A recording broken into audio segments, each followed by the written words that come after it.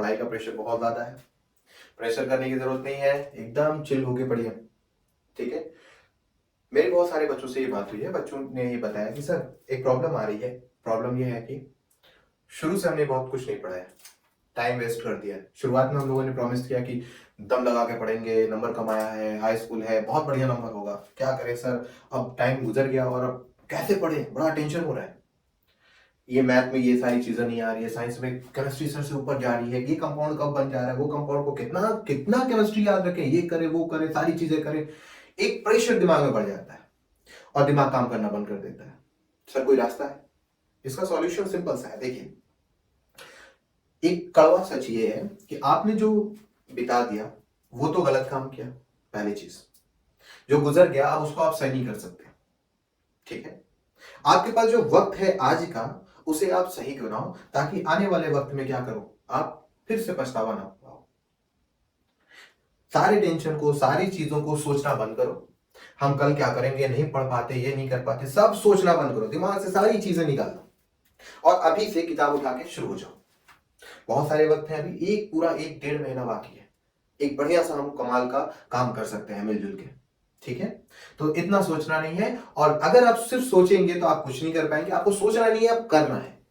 आपने जो किया उसे भूल जाइए, उसे सही नहीं कर सकते हैं आप, लेकिन कल अगर आप बोर्ड का क्रॉस करते हैं, अगर ऊपर वाला ना चाहे आपका कोई नंबर कम आ जाए, तो आप उस वक्त कहोगे यार थोड़ा सा क्यों नंबर कम नहीं आया, क्यों नंबर कम आ गया, ऐसा हो गया वैसा हो गया, और एग्जाम के और करीब जाओगे या क्लास 11 क्लास 12 में जाओगे, बोलोगे हमें ये नहीं आता, हमें वो नहीं आता, कैसे सीखे कैसे नहीं सीखे। आज से 2 साल के बाद फिर से एक स्टोरी आप रिपीट करोगे। तो बेहतर ये है कि 2 साल के बाद फिर से स्टोरी रिपीट करें।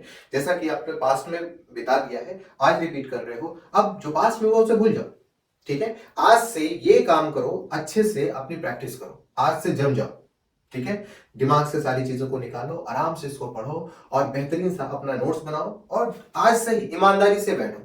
शेड्यूल बनाओ पढ़ने का, कब बैठना है, कौन सा सब्जेक्ट पढ़ना है, सारी चीजों का रिवीजन कब करना है, संडे को किस तरीके से यूटिलाइज करना है, सुबह के टाइम क्या करना है, दोपहर के टाइम बाहर कितना घूमने जाना है, मैथ की प्रैक्टिस कितनी करनी है, साइंस की क्वेश्चन की प्रैक्टिस कितनी करनी है। इन सारी चीजों का एक शेड्यूल बनाइए और उसमें काम करने लग जाइए, बेहतरीन सा रिजल्ट मिलेगा। घबराने की कोई जरूरत नहीं है, ठीक है। तो इसी के साथ हम लोग शुरू करते हैं अपना एक टॉपिक, जो मेटल एंड नॉन मेटल का लास्ट टॉपिक होगा।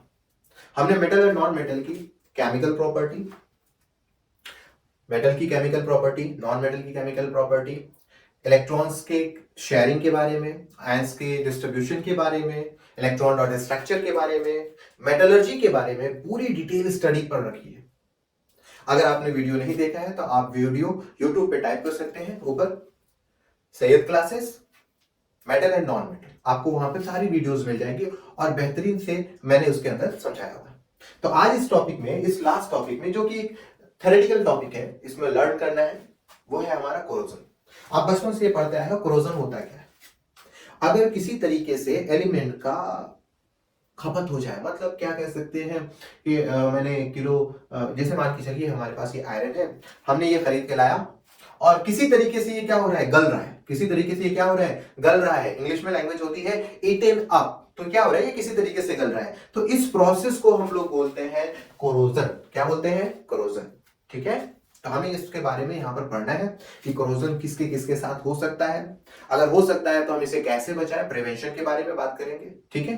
तो कॉपी और पेन निकाल लीजिए, ठीक है। हम हैं आपके सैयद सर और हम लोग पढ़ने जा रहे हैं कोरोजन। नोट बना लीजिए फट से, और छोटा सा टॉपिक है, ठीक है। पहला टॉपिक जो हम लोग पढ़ने जा रहे हैं वो रस्टिंग ऑफ आयरन है। लोहे में जंग लगना, सबसे ज्यादा फेमस चीज ये होती है, लोहे में जंग लगना। अब देखिए, हम लोगों का घर लोहे से बनता है, ब्रिज का कंस्ट्रक्शन भी लोहे से किया जाता है, क्योंकि ये मैलेबल की प्रॉपर्टी रखती है और डक्टिलिटी भी होती है, आराम से ये हाई टेंसिल होती है, मजबूत होती है, टूटने के चांसेस बहुत कम होते हैं, ना के बराबर होते हैं। तो लोग इसका इस्तेमाल करते हैं ब्रिज को बनाने के लिए। क्या होता है, ऑक्सीजन और वाटर एटमॉस्फेयर में भरे पड़े थे, आयरन के साथ वो जाके कहते हैं भाई साहब अकेले मत रहो, हमको भी अपने साथ जोड़ लो। आयरन कहता है मेरे साथ मत आओ, लेकिन जबरदस्ती ऑक्सीजन और वाटर किसके पास जाना चाहते हैं, आयरन के पास, क्योंकि भाई साहब आयरन तो अभी तो फिलहाल कुछ भी प्लेन में है, मतलब कुछ भी उनके ऊपर नहीं है। तो क्या होता है, ये दोनों इसके ऊपर हमला कर देते हैं और हमला करने के बाद एक कलर तैयार कर देते हैं, बोलते हैं आयरन भाई साहब आप ग्रेइश कलर में थे, मजा नहीं आ रही थी, आप लाल हो जाओ थोड़ा सा अच्छे लगोगे, तो रेड ब्राउन कलर में उसे कर देते हैं और यही रेड ब्राउन कहलाता है रस्टिंग ऑफ आयरन। और उसका फॉर्मूला होता है Fe2O3.XH2O। अब यहाँ पर जो X है ना, ये एटमॉस्फेयर से कितने अमाउंट ऑफ ऑक्सीजन लिया है ये कोई नहीं जानता। अब जंग लगने के लिए जितनी उसको जरूरत होगी वो वहां से ले लेगा। चलिए भैया जंग लग गया। अब जंग लग गया तो लोहा क्या हो जाता है, खराब हो जाता है। तो हम चाहते हैं कि लोहा खराब ना हो, तो इसके लिए हम क्या करते हैं, लोहे को बचाने की कोशिश करते हैं। टॉपिक है हमारा प्रिवेंशन। अब हम पैसे बचाएंगे। पहला प्रोसेस, हम पेंटिंग कर दें क्या, पेंट ले लेते हैं उसको पेंट कर देते हैं। चलिए भैया पेंट कर लिए, ठीक है। या तो फिर हम क्या करते हैं, ग्रीस और ऑयल लगा दें। इससे क्या होता है, एक लेयर आ जाती है लोहे के ऊपर, एक ऊपर से एक लेयर आ जाती है। अब ऑक्सीजन और वाटर डायरेक्टली लोहे को टच नहीं कर सकते, वो लेयर को टच करेंगे। अगर वो डायरेक्टली टच नहीं कर सकते तो वो जंग नहीं लगा सकते। अब तीसरा प्रोसेस होता है गैल्वेनाइजेशन। वेरी इंपॉर्टेंट प्रोसेस है गैल्वेनाइजेशन। कौन सा प्रोसेस होता है, इसमें हम क्या करते हैं, इलेक्ट्रोलिसिस का प्रोसेस इस्तेमाल करते हैं और लोहे के ऊपर एक जिंक की चादर चढ़ा देते हैं। जिंक लेस रिएक्टिव मेटल होता है, लोहे के ऊपर जंग लगने से रोकता है। हम ऐसा इसलिए करते हैं क्योंकि पेंटिंग और ग्रेसिंग में पैसा बहुत ज्यादा इन्वेस्ट होता है। हर साल पेंट कराओ, हर साल ये काम करो। इसके लिए हम लोग क्या करते हैं, थोड़ा सा एक बार में पैसा इन्वेस्ट करके गैल्वेनाइजेशन प्रोसेस से लोहे के ऊपर जिंक की चादर चढ़ा देते हैं। अब जहां पर भी उसका इस्तेमाल करना है करो, जंग उसमें नहीं लगने वाला। क्यों, क्योंकि उसकी ऊपरी लेयर जिंक है और जिंक लेस रिएक्टिव मेटल होने की वजह से ऑक्सीजन और वाटर से कंबाइन नहीं हो सकता और रस्टिंग होने से प्रिवेंट कर देता, बचा देता। ठीक है। अगर हम जिंक से गैल्वेनाइजेशन नहीं कर सकते तो क्या करें सर, एक काम करते हैं, टिन की या क्रोमियम की प्लेटिंग करा दीजिए। टिन और क्रोमियम ही क्या है आपका, लेस रिएक्टिव मेटल है। सेम प्रोसेस है इलेक्ट्रोलिसिस के प्रोसेस से, इसमें भी क्या करेंगे, इलेक्ट्रिसिटी पास करेंगे और एक प्लेट, एक चादर चढ़ा देंगे, इनकी क्रोमियम की और टिन की, एसएन टिन की।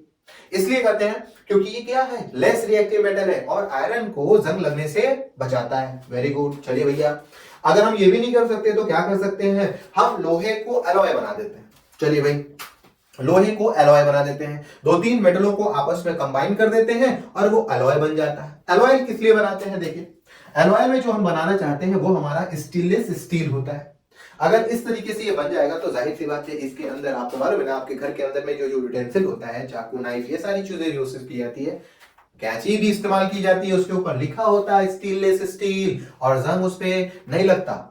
ठीक है, जंग नहीं लगता क्योंकि एलॉय पे जंग बहुत मुश्किल से ना के बराबर लगता है, एकदम नहीं लगता है। क्यों, क्योंकि वो प्रिवेंट करता है, एक लेयर फॉर्म करा लेता है, उसके ऊपर एक लेयर फॉर्म करा लेता है और उस पे पास ऑक्सीजन और वाटर जाने से रोकता है। ठीक है, तो होगी ये बात। अब बात आती है एल्यूमिनियम मेटल की। चलिए भाई देख लेते हैं। एल्यूमिनियम एक तरह का ये भी एक मेटल ही है, इसमें भी जंग लगता है। इसके जंग लगने की वजह क्या है, मॉइस्ट एयर, जो नमी हवा में पाई जाती है, वो वजह होती है एल्यूमिनियम के ऊपर जंग लगने की। ऐसा होने के बाद एल्यूमिनियम डल कलर का हो जाता है, यानी उसकी जो शाइनिंग कलर होती है वो कम हो जाती है। तो हम क्या करें भाई साहब, इसको सही करने के लिए हमारे पास एक प्रोसेस होता है जिसको बोलते हैं एनोडाइजिंग। एनोडाइजिंग प्रोसेस क्या होता है, एनोडाइजिंग एक इलेक्ट्रोलाइसिस प्रोसेस होता है जिसमें हम एनोड पर एल्यूमिनियम को रखते हैं, है ना, एनोड पे एल्यूमिनियम को रखते हैं और एल्यूमिनियम की खुद की चादर एल्यूमिनियम के ऊपर चढ़ा देते हैं। नहीं समझे, चलिए देखिए तरह, बड़ा आसान सा है। हम क्या करते हैं, मान के चलिए जैसे ये हमारा मार्कर है और ये हमारा ये एल्यूमिनियम है, हम चाहते हैं कि इसके ऊपर प्लेटिंग हो सके। तो हम क्या करते हैं, ये भी एल्यूमिनियम, ये भी एल्यूमिनियम, एल्यूमिनियम की चादर खुद के एल्यूमिनियम के ऊपर क्या कर देते हैं, कवर अप करा देते हैं, पूरा का पूरा कवर अप हो जाता है। अब इससे क्या होता है, एल्यूमिनियम जब कोटेड हो जाता है अपने ही एल्यूमिनियम से, जो कि हीट की वजह से होती है, तो वो एक प्रोटेक्टिव लेयर बना लेती है, यानी ढेर सारी लेयर इसके ऊपर चढ़ जाती है। अब एल्यूमिनियम मेटल के ऊपर ढेर सारी मेटल की खुद की लेयर चढ़ जाना उसको क्या बना देता है, उसे डल बनाने से बचाता है और इस प्रोसेस को हम बोलते हैं एनोडाइजिंग प्रोसेस। ठीक है, एनोडाइजिंग प्रोसेस। अब अगला हिस्सा है कॉपर, जो कि हमारे लिए इंपॉर्टेंट हिस्सा है। क्या है, इंपॉर्टेंट हिस्सा, कॉपर और सिल्वर इंपॉर्टेंट हिस्सा है। अब यहां पर एनोडाइजिंग भी हमारा इंपॉर्टेंट पार्ट है। ठीक है, बहुत इंपॉर्टेंट हिस्सा है, एग्जाम में आते हैं। कॉपर क्या है, कॉपर एक तरह का मेटल है जो वायर में इस्तेमाल किया जाता है। सही बात है भैया, इसका कलर कैसा होता है, रेड शाइनिंग। हाँ भाई सही, ये भी बात सही है। लेकिन कॉपर एटमॉस्फेयर में अगर ओपन रख दिया जाए तो कार्बन डाइऑक्साइड और वाटर के साथ कंबाइन करके वो रस्ट फॉर्म कर देता है, यानी जंग लगा लेता है। उसके ऊपर भी रस्टिंग हो जाती है भाई साहब। जब ऐसा होता है तो उसका कलर ग्रीन कलर की कोटिंग शो करता है, हरा कलर का हो जाता है। और उसका फॉर्मूला देखो, CuCO3 डॉट CuOH का होल ट्वाइस बना लेता है। अब मैं चाहता हूं इसको बचा लेना भाई, कॉपर को किस तरीके से बचाया जाए। कॉपर तो खुद लेस रिएक्टिव मेटल है, अब उसके ऊपर और लेस रिएक्टिव मेटल कैसे फॉर्म किया जाए।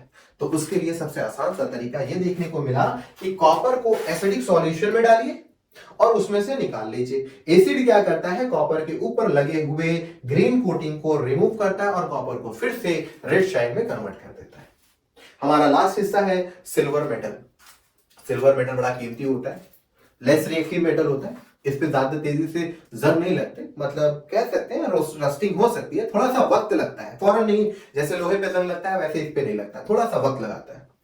तो सिल्वर किस तरीके से जंग लगाता है, सिल्वर एटमॉस्फेयर में पाए जाने वाले सल्फर जो होते हैं वो सिल्वर के साथ कंबाइन होते हैं, किस फॉर्म में, हाइड्रोजन सल्फाइड के फॉर्म में, H2S के फॉर्म में।